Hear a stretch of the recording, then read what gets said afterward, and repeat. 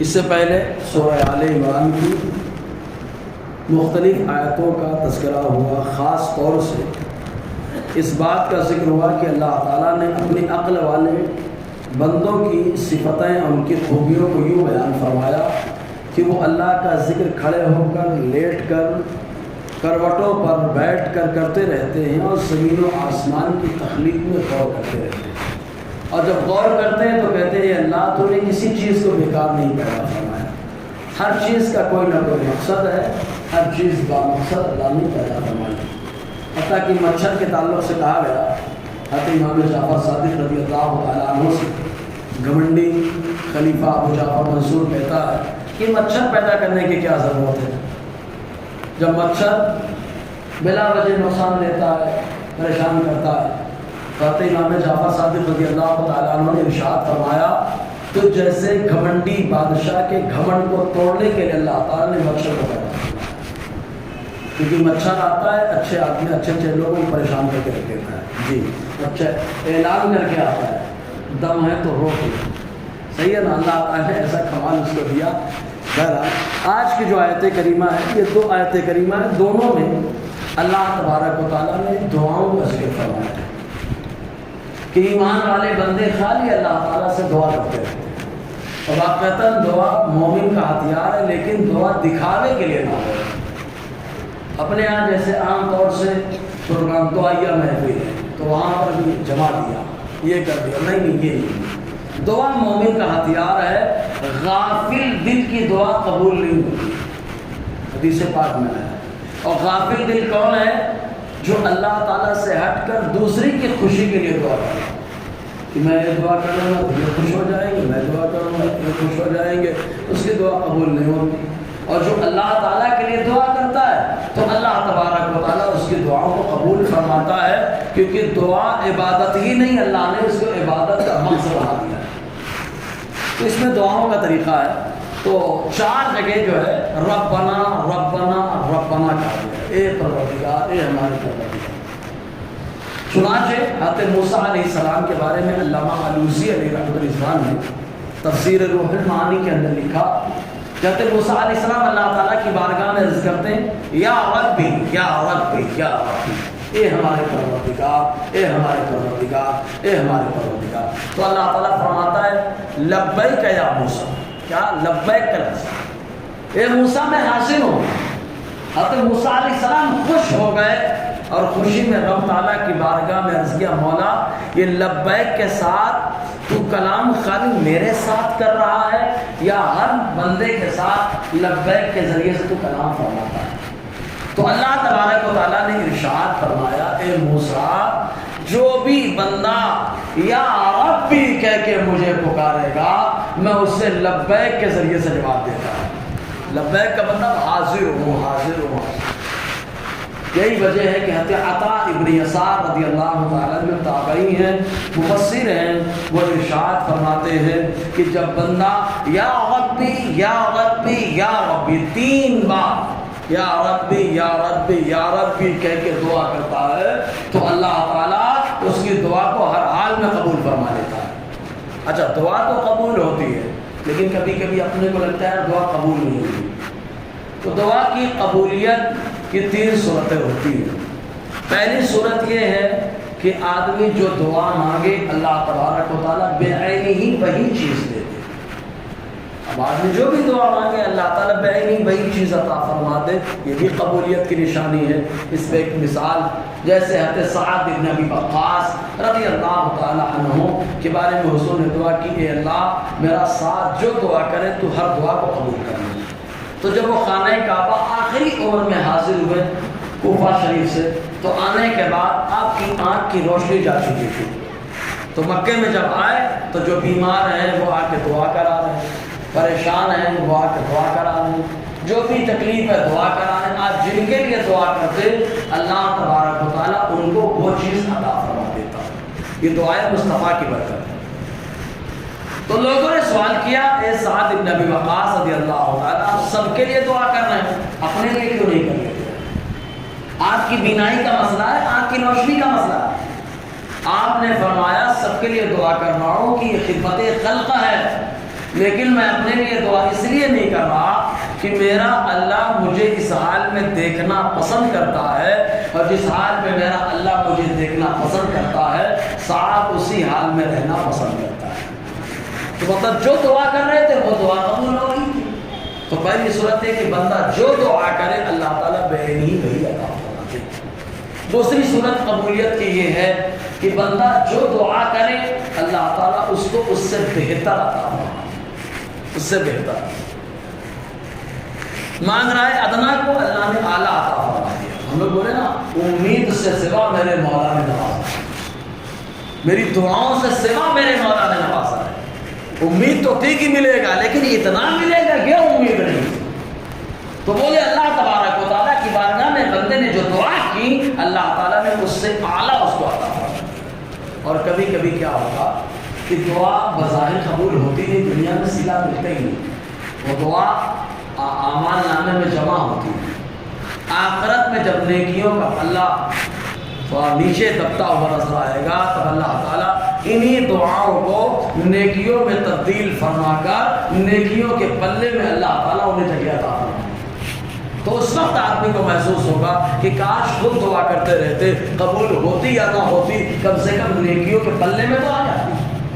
تو یہ تین صورتیں ہوتی ہیں۔ تو اللہ تبارک و تعالیٰ ارشاد فرماتا ہے کہ میرے بندے جو عقل والے ہیں وہ کیا کہتے ہیں، ربنا انک من تدخل النار فقد اخزیتہ وما للظالمین من انصار۔ ربنا، اے ہمارے پروردگار، اے ہمارے پروردگار۔ رب کا معنی دیکھو، خالق پیدا کرنے والا، غفار بخشنے والا، ستار چھپانے والا، رحمان رحم کرنے والا۔ رب پیدا کرنے والا، اور جو پیدا کرنے والا ہے، جب غفار بولو تو خالی صفت غفاریت سمجھ میں آتی ہے، رحمان بولو تو صفت رحمانیت سمجھ میں آتی ہے، لیکن جب رب کہا تو ساری صفت اس کے اندر شامل ہو جاتی ہے۔ اس لیے کہ جو پیدا کرنے والا ہے حقیقت میں وہ مہربان بھی ہوتا ہے، جو پیدا کرنے والا ہے وہ جو ہے بخشش بھی فرمانے والا ہے، اور جو پیدا کرنے والا ہے تو وہ پروردگار عالم عیبوں کو چھپانے والا ہے۔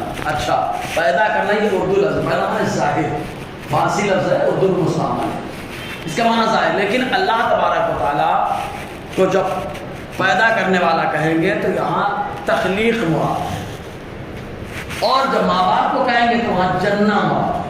تو ماں باپ جب بچے کو جنتے ہیں تو وہ اتنی مہربانی کرتے ہیں، اتنا لاڈ کرتے ہیں کہ اچھا خاصا لڑکا بگڑ جاتا ہے، مطلب مہربانی وجہ سے۔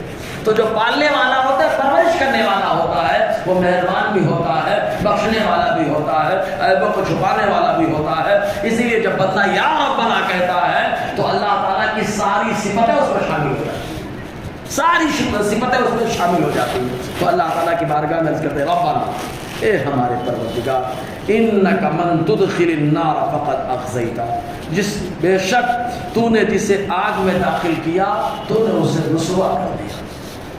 آگ میں داخلہ، آگ سے مراد جہنم۔ دیکھو اللہ تعالیٰ جہنم کو بھرے گا، جنت کو بھی بھرے گا، دونوں ٹھکانے اللہ تعالیٰ بھرے گا۔ حتیٰ کہ حدیث پاک میں جہنم میں جب جنات یا انسان یہی تو مخلوق جائیں گی بس جہنم میں، تیسری مخلوق کا وہاں کوئی معاملہ ہی نہیں ہے۔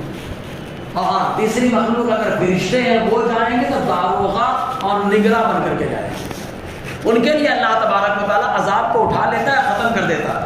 جیسے حضرت ابراہیم علیہ السلام کو آگ میں ڈالا گیا تو اللہ تعالیٰ نے آگ تو رکھا لیکن آگ کے عذاب کو ختم کر دیا، ویسے ہی جو فرشتے وہاں نگراں ہیں تو آگ میں، لیکن آگ کا عذاب ان کے لیے ختم ہو جاتا ہے، عذاب ان کے لیے نہیں رہتا۔ تو آگ میں جانا، جہنم میں جانا، یہاں دو ہی مخلوق ہوگی، یا انسان اور جنات، یہ دونوں جائیں گے جہنم میں جب داخلہ ہوگا۔ حتیٰ کہ ایک حدیث پاک میں جہنم اللہ تعالیٰ کی بارگاہ میں یوں عرض کرے، پروردگار حل من مزید، کیا اور بھی کوئی آنے والا ہے؟ پھر داخلہ ہوگا، پھر جہنم میں پروردگار حل من مزید، اور کوئی آنے والا؟ تو اللہ تعالیٰ فرمائے گا ہم جہنم کو بھی بھریں گے، جنت کو بھی بھریں گے، اور جنت کو جہنم کو بھریں گے۔ تو قرآن کی آیت بھی ہے، لَأَمْلَأَنَّ جَهَنَّمَ مِنَ الْجِنِّ وَالْإِنسِ، اللہ تعالیٰ فرماتا ہے ہم جہنم کو بھر دیں گے انسانوں سے، ہم جہنم کو بھر دیں گے جناتوں سے۔ تو جہنم کو اللہ تعالیٰ بھرے گا، لیکن ایمان والوں کا داخلہ جہنم میں ہوگا تو صفائی کے لیے ہوگا، اور کافر کا ہوگا تو عذاب کے لیے ہوگا۔ شاید اس سے پہلے ایک بار بتا چکا ہوں۔ کیسے؟ کیونکہ جو جنت ہے وہ جنت، وہاں پہ کوئی میلا کچیلا گنہگار آدمی نہیں جانے والا۔ جیسے مثال کے طور پر جو گھر سے وضو کر کے آتا ہے وہ ڈائریکٹ مصلی پہ آتا ہے، کیونکہ مسجد میں جنت کی کیاری ہے، ڈائریکٹ جنت کی کیاری میں آ گیا۔ اور جو آدمی بے وضو تھا، طہارت خانے میں گیا، وضو خانے میں گیا، اپنے حدث کو گرایا، وضو کیا، پھر مسجد میں آیا۔ تو ویسے ہی مسلمان جن کا ہے داخلہ جنت میں بے حساب و کتاب ہو یا مصطفیٰ کی شفاعت سے ہو تو وہ جنت میں ڈائریکٹ جا رہا ہے۔ لیکن جو گنہگار ہیں، میلے کچیلے ہیں، تو اللہ تبارک و تعالیٰ پہلے ان کو صفائی کے لیے جہنم میں بھیجے گا۔ وہ جہنم میں جائیں گے، حتیٰ کہ حدیث پاک میں آیا جہنم میں جلیں گے تو بالکل کالے سیاہ خام ہو جائیں گے، پھر اللہ تعالیٰ جہنم سے نکالے گا، نہر حیات میں ڈالے گا، اور نہر حیات میں جب ڈالے جائیں گے کالے ہوں گے، جب نکالے جائیں گے فَيَنبُتُونَ كَنَبَاتِ الْعُشْبِ، حضور نے فرمایا بالکل نئے نکلنے والے پودے کی طرح تر و تازہ ہو کر نہر حیات سے نکلنے گے۔ تو یہ صفائی کے لیے ہوگا، اور جو صفائی کے لیے وہ رسوائی کے لیے نہیں ہے۔ جو صفائی کے لیے جو آدمی وضو خانے میں جا رہا ہے، مطلب دو نمبر میں گیا، بیت الخلاء میں گیا، آدمی گیا تو یہ رسوائی نہیں ہے، لیکن اگر کسی کو بیت الخلاء میں اٹھا کے بند کر دیا جائے تو یہ اس کے لیے عذاب ہے۔ تو ویسے ہی گناہ کو صاف کرنے کے لیے جا رہا ہے تو یہ رسوائی نہیں ہے۔ رسوائی کیا ہے؟ وہاں ہمیشہ کے لیے جائے۔ تو جو کفار کا داخلہ ہوگا، وہ چاہے جنات میں ہو چاہے انسان میں ہو، ان کا داخلہ جو جہنم میں ہوگا وہ رسوائی کے لیے ہوگا۔ اسی کے بارے میں کہتے ہیں اے پروردگار، جس کو تو نے جہنم میں داخل کر دیا فقط اخزیتا، اس کو تو نے رسوا کر دیا۔ اب ایک بات اور، اللہ تبارک و تعالیٰ نے رسوا کیا کس کو؟ کفار کو رسوا کر دیا۔ اللہ نے دنیا میں بھی انہیں رسوا کیا ہے، آخرت میں بھی رسوا کیا ہے، کیونکہ قرآن مقدس میں آیا اللہ تعالیٰ فرماتا ہے وَلِلَّهِ الْعِزَّةُ وَلِرَسُولِهِ وَلِلْمُؤْمِنِينَ، عزت تو اللہ کی ہے، عزت اللہ کے پیغمبر کی ہے، عزت ایمان والوں کی ہے۔ تو جو عزت کمانا چاہتا ہے وہ ایمان لائے، ایمان مضبوط ہے، اور جو ایمان میں کمزور ہو گیا اللہ تعالیٰ اسے دنیا میں بھی رسوا کرتا ہے اور آخرت میں بھی رسوا فرمائے گا۔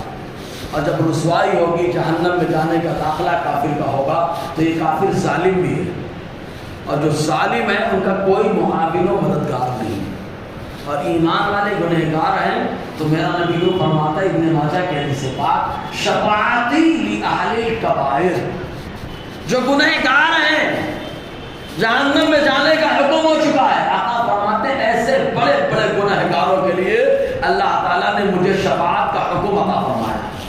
حضور شفاعت کریں گے، شفاعتی لأہل الکبائر، بڑے بڑے گنہگاروں کے لیے میری شفاعت ہے، حضور فرماتے ہیں۔ تو ایمان والے گنہگار ہیں تو مصطفیٰ جار رحمت کی شفاعت ہے، لیکن کفار ظالم ہیں، ان کو کس کا سپورٹ ہے؟ تو اللہ تعالیٰ فرماتا ہے وَمَا لِلظَّالِمِينَ مِنْ أَنصَارٍ، یہ کفار ظالم ہیں اور ظالم کا کوئی مددگار نہیں، کوئی مددگار نہیں۔ اس کے بعد ایمان والے کہتے ہیں پروردگار عالم یہ کفار ہیں، اس کو تو رسوا فرمائے گا، ان کا کوئی معاون مددگار نہیں ہے، لیکن اے پروردگار ہم نے تو سنا ایک ایمان کی دعوت دینے والے پیغمبر آئے، انہوں نے بلایا ایمان کی طرف، ہم ایمان لے آئے ہیں مولا، اور ایمان تو ایسی چیز ہے اس کے صدقے میں سارے گناہ مٹتے ہیں، تو اے اللہ ہم ایمان لائے، ہمارے گناہوں کو معاف فرما، ہماری سیئات کو ختم کرنا، اے پروردگار عالم ہمارا خاتمہ ہو تو نیک لوگوں کے ساتھ خاتمہ ہو۔ یہ ایمان والے کہتے ہیں۔ اللہ تعالیٰ فرماتا ہے ربنا اننا سمعنا منادیا ینادی للایمان ان آمنوا بربکم فآمنا، اے پروردگار، اے ہمارے پروردگار، بے شک ہم نے ایک پکارنے والے کو سنا۔ اب یہ پکارنے والے کون ہیں؟ تین تفسیریں پائی جاتی ہیں۔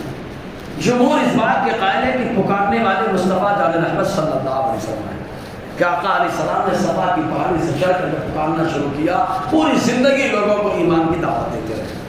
تو کہا کہ آج کا مسلمان یہ کیسے ہے؟ اس نے تو حضور کی پکار کو سنا بھی نہیں۔ کہا آقا علیہ السلام نے حجۃ الوداع کے موقع پہ فرمایا جو موجود ہیں وہ ان کو پہنچا دے جو موجود نہیں۔ تو کسی نے ڈائریکٹ سنا اور کسی نے کسی کے وسیلے سے انڈائریکٹ سنا۔ تو جو صحابہ رہے انہوں نے آقا علیہ السلام کا فرمان ڈائریکٹ سنا، ایمان قبول کر لیا، اور صحابہ کے بعد کے لوگ صحابہ کے ذریعے یا اور بعد کے لوگ علماء کے ذریعے انہوں نے سنا اور سننے کے بعد ایمان قبول کر لیا۔ ایک قول۔ دوسرا قول یہ ہے کہ یہاں پر پکارنے والے سے مراد قرآن ہے، کہ قرآن ہر دور میں ہدایت کا ذریعہ ہے۔ قرآن پکار کے کہہ رہا۔ اب آپ کہیں گے قرآن تو پکارتے ہی، ہم نے آواز سنی نہیں۔ تو جو قرآن پڑھتا ہے اس کو قرآن بتاتا ہے، جو قرآن پڑھتا ہے اس کو قرآن بتاتا ہے، اور جو قرآن سے فائدہ اٹھاتا ہے اس سے جو ہے قرآن خطاب کرتا ہے۔ تیسرا قول یہ ہے کہ یہاں پر مراد ہدایت دینے والے سے، پکارنے والے سے عقل سلیم ہے۔ انسان کی عقل بھی کبھی کبھی اچھائی کی طرف لے کے چلی جاتی ہے۔ یہی وجہ ہے کہ اگر کوئی آدمی جنگل میں ہو اور وہاں پر کوئی اس کو سمجھانے کے لیے نہیں آیا، کوئی بھی نہیں آیا، نہ پیغمبر آئے، نہ کوئی نیک آدمی، نہ کوئی اللہ کے ولی، کوئی بھی نہیں پہنچا، تب بھی اس کے اوپر ایمان لانا واجب ہے۔ کیوں واجب ہے؟ کیونکہ اللہ تبارک و تعالیٰ نے نشانیاں دی ہیں، عقل سلیم دی ہے۔ نشانیوں پہ غور کرے اور اپنی عقل کا زور اس پر استعمال کرے، زور ڈالے۔ زور ڈالنے کے بعد وہ جب غور کرے گا تو اللہ تعالیٰ کی وحدانیت کا قائل ہو جائے گا۔ تو عقل سلیم یہ منادی، یہ پکارنے والی ہے۔ تو اللہ تعالیٰ فرماتا ہے، کہتے ہیں ہمارے بندے، اے ہمارے پروردگار، ہم نے پکارنے والے کو سنا، ینادی للایمان، وہ ایمان کے لیے آواز دے رہے تھے، ان آمنوا بربکم، کہ اپنے رب پر ایمان لاؤ، فآمنا، تو ہم ایمان لائے، ربنا فاغفر لنا ذنوبنا وکفر عنا سیئاتنا، اے ہمارے پروردگار، جب ہم ایمان لے آئے تو ہمارے گناہوں کو معاف فرما۔ دیکھیں مغفرت کا جو لفظ ہوتا ہے یہ مٹانے کے معنی ہے، مٹاتے ختم کرتے۔ اللہ تعالیٰ غفار ہے، مٹانے والا ہے۔ مطلب کیا؟ اب اسکول میں دیکھیں آپ، بورڈ پہ لکھا جاتا ہے، ڈسٹر ہوتا ہے، بورڈ پہ لکھا گیا، ڈسٹر چلایا گیا، بالکل صاف کر دیا گیا۔ پہلے لکھا جاتا ہے، اس کے بعد مٹایا جاتا ہے۔ تو گناہ جب بندہ کر لیتا ہے تو وہ کرام کاتبین لکھ دیتے ہیں۔ اب جب لکھ دیے تو مٹائے کون؟ اگر کلاس کا کوئی بچہ استاذ کی اجازت کے بغیر مٹا دے تو سزا کا حقدار ہوتا ہے۔ تو کرامن کاتبین نے لکھ دیا تو مٹائے گا کون؟ تو یہ کہتے ہیں ایمان والے، فاغفر لنا ذنوبنا، اے اللہ جو ہم نے گناہ کیا ہے، ذنوب کیے ہیں، فرشتوں نے لکھ دیا ہے، کرامن کاتبین نے نوٹ کر دیا ہے، اے اللہ ہر کوئی نہیں مٹا سکتا، ہم ایمان لے آئے، فاغفر لنا، اے اللہ ان گناہوں کو ہمارے لیے تو ہی مٹا سکتا ہے، تو اے پروردگار ایمان کے وسیلے سے ان گناہوں کو مٹا دے۔ تو فاغفر مانے اے اللہ مٹا دے، لنا ہمارے لیے ذنوبنا، وہ گناہ جو ہمارے فرشتوں نے لکھ دیے۔ کبھی کبھی آدمی سے بڑے گناہ نہیں ہوتے، بس خالی ایسے چھوٹا موٹا معاملہ ہو جاتا ہے، چھوٹا موٹا معاملہ ہو جاتا ہے، خطا ہو جاتی ہے۔ جیسے مثال کے طور پر کھانے سے پہلے بسم اللہ نہیں پڑھا، کھانے کے بعد دعا نہیں پڑھی، کھانے سے پہلے ہاتھ نہیں دھویا، کلی نہیں کی، یہ چھٹپٹ ہو جاتی ہے، یہ چھوٹا چھوٹا گناہ اس کو۔ حالانکہ چھوٹے چھوٹے گناہ ہی بڑے ہوتے ہیں۔ قطرہ قطرہ بارش کا معاملہ رہتا ہے، لیکن کتنا پانی بہنے لگتا ہے، تو چھوٹے چھوٹے گناہ ہی بڑے ہوتے ہیں۔ تو وہ سیئات ان کو کہا جاتا ہے۔ جب ذنوب کو مٹا دیا جائے گا رجسٹر سے، نامہ اعمال سے، تو سیئات کا کیا معاملہ ہوگا؟ تو کہتے ہیں وَكَفِّرْ عَنَّا سَيِّئَاتِنَا، اے ہمارے پروردگار ہماری سیئات کو ہم سے کفارہ بنا دے۔ مطلب گناہوں کا کفارہ، سیئات کا کفارہ۔ کفارہ مطلب ہوتا ہے بدلہ، کفارہ مطلب بدلہ۔ قسم کا کفارہ کیا ہے؟ بولے بدلہ کیا ہے؟ اس کا کفارہ کیا ہے؟ کفارہ مطلب بدلہ ہوتا ہے۔ تو سیئات کا بدلہ مطلب یہ کہ سیئات کو اے اللہ حسنات میں تبدیل فرما، جو ہم سے چھوٹے چھوٹے معاملات ہو گئے مولا ان کو معاف بھی کر دے، معاف کرنے کے ساتھ ساتھ ان کو اچھائی میں کنورٹ کر دے۔ اور جس آدمی کا گناہ معاف ہو جائے، چھوٹے گناہ بڑے گناہ، جب اس کے سب معاف ہو جاتے ہیں تو بالکل صاف ستھرا ہوتا ہے۔ اب اگر اس کا خاتمہ ہو تو نیکوکار لوگوں میں ہونا چاہیے۔ تب کہتے وَتَوَفَّنَا مَعَ الْأَبْرَارِ، اے اللہ نیک لوگوں میں ہمیں موت عطا فرما۔ نیک لوگ، ابرار۔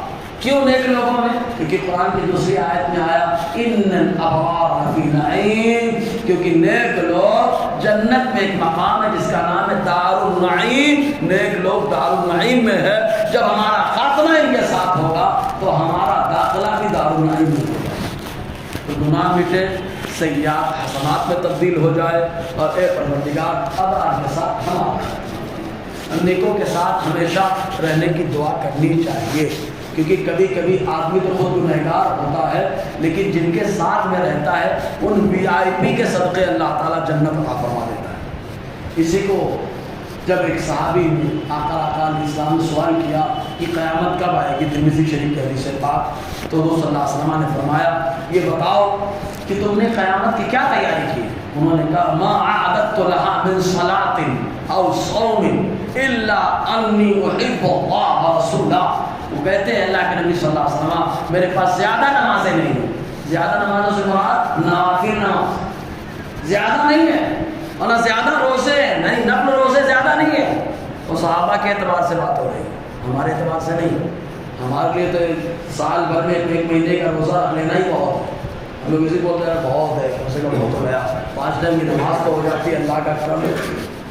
وہ صحابہ ہیں، انہوں نے کہا، میں اپنے اعتبار سے انہوں نے کہا کہ میں نے کوئی زیادہ نمازیں نہیں پڑھی ہیں، نوافل کوئی زیادہ نفلی روزے بھی نہیں رکھے ہیں، مگر اتنی بات ضرور ہے کہ زبان سے نہیں، میں دل سے کہتا، میں اللہ سے بھی محبت کرتا ہوں، رسول اللہ سے بھی محبت کرتا ہوں، دل سے بات ہے۔ ہمارے یہاں تو زبان سے ہے، کیونکہ جہاں مصطفیٰ کی محبت ہوگی اس دل میں گندگی نہیں رہ سکتی، صحیح ہے۔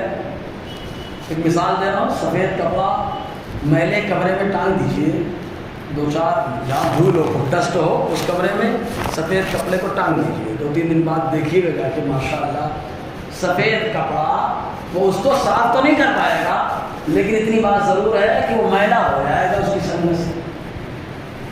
اور آقا علیہ السلام کی محبت چمکدار ہے، بالکل صاف ہے، کلیئر ہے، تو اسی دل میں مصطفیٰ کی محبت ہوتی ہے جو دل تمام خرابیوں سے کلیئر ہوتا ہے، کینہ، بغض، حسد، جلن، ان تمام چیزوں سے دل جب کلیئر ہوتا ہے تب اللہ تعالیٰ اپنے محبوب کی محبت اس دل میں ڈال دیتا ہے۔ اچھا، دل میں جب محبت جاتی ہے تو دل سے پورا خون پورے بدن میں جاتا ہے، وہ ایسا معاملہ، ایسی جگہ ہے وہاں پہ اگر محبت آ گئی تو بولے رگو پے میں، بدن کے ہر حصے میں مصطفیٰ کی محبت چلی جاتی ہے۔ سمجھ میں انہوں نے کہا میں اللہ اس کے رسول سے محبت کرتا ہوں، اتنی بات ہے۔ تو آقا علیہ السلام نے فرمایا پھر کیا ٹینشن لے رہا؟ المرء مع من احب، آدمی جس سے محبت کرتا ہے مرنے کے بعد اسی کے ساتھ رہے گا۔ یہ بہت پیارا جملہ ہے، فیصلہ ہو گیا۔ کرکٹر سے محبت کرنے والا اس کے ساتھ، سمجھ رہے نا، ایکٹر سے محبت کرنے والا اس کے ساتھ، دنیا دار سے محبت کرنے والا اس کے ساتھ، یہ کامن ہے سب کے لیے، چاہے میں ہوں چاہے آپ، سب کے لیے۔ جو جس سے محبت کرے گا اس کے ساتھ رہے گا، اور جو مصطفیٰ سے، صحابہ سے، اللہ والوں سے محبت کرے گا وہ اللہ والوں کے ساتھ رہے گا، مصطفیٰ کے ساتھ رہے گا۔ اسی معیت کے لیے وہ دعا کرے گا، مولا ہمارے اندر تو اتنی خوبیاں نہیں ہے لیکن ایمان لائے ہیں تو یہ اللہ نیک لوگوں کے ساتھ موت۔ حضرت انس بن مالک رضی اللہ تعالیٰ عنہ بیان فرماتے ہیں مدینے میں اتنی خوشی کبھی نہیں ہوئی تھی جتنی خوشی اس فرمان کے سننے کے بعد مدینے میں ہوئی، کیونکہ سارے صحابی مصطفیٰ سے محبت کر رہے ہیں۔ جی، تو اللہ تبارک و تعالیٰ کی بارگاہ میں عرض کرتے ہیں، اے پروردگار ہمیں جو ہے نیکوں کے ساتھ موت عطا فرما، جس کے ساتھ اللہ تبارک و تعالیٰ نے فرشتوں، انبیاء کرام کی زبان سے بہت سارے وعدے کیے، ایمان لاؤ جنت میں جاؤ گے، ایمان لاؤ زندگی میں سکون ملے گا، ایمان لاؤ روح آرام سے نکلے گی، ایمان لاؤ خاتمہ اچھا ہوگا، ایمان لاؤ قبر میں سکون ہوگا، ایمان لاؤ قبر میں عذاب نہیں ہوگا، ایسا باتیں ہوئی تو اللہ تعالیٰ نے وعدہ کر لیا۔ تو اب یہ ایمان والے کہتے ہیں اللہ کہ ہم ایمان لے آئے ہیں، ربنا اے ہمارے پروردگار وآتنا ما وعدتنا علی رسول، اے اللہ جو وعدہ تو نے اپنے پیغمبروں سے کیا ہے اس وعدے کے مطابق جو باتیں بھی رکھی ہیں ہمیں عطا فرما، جو بھی وعدہ کیا ہے اے اللہ ہمیں عطا فرما، ولا تخزنا یوم القیامہ، اور اے اللہ قیامت کے دن ہمیں رسوا مت فرما کہ سب کے سامنے ہم ایمان تو تیری ذات کر لائے اور معلوم پڑا ہم کو کچھ نہیں مل رہا ہے۔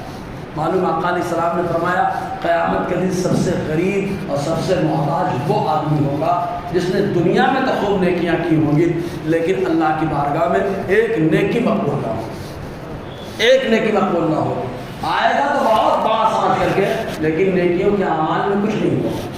سب سے بڑا محتاج اور پریشان والا بھی ہوگا۔ انک لا تخلف المیعاد، بے شک تو اپنے وعدے کے خلاف نہیں کرتا ہے۔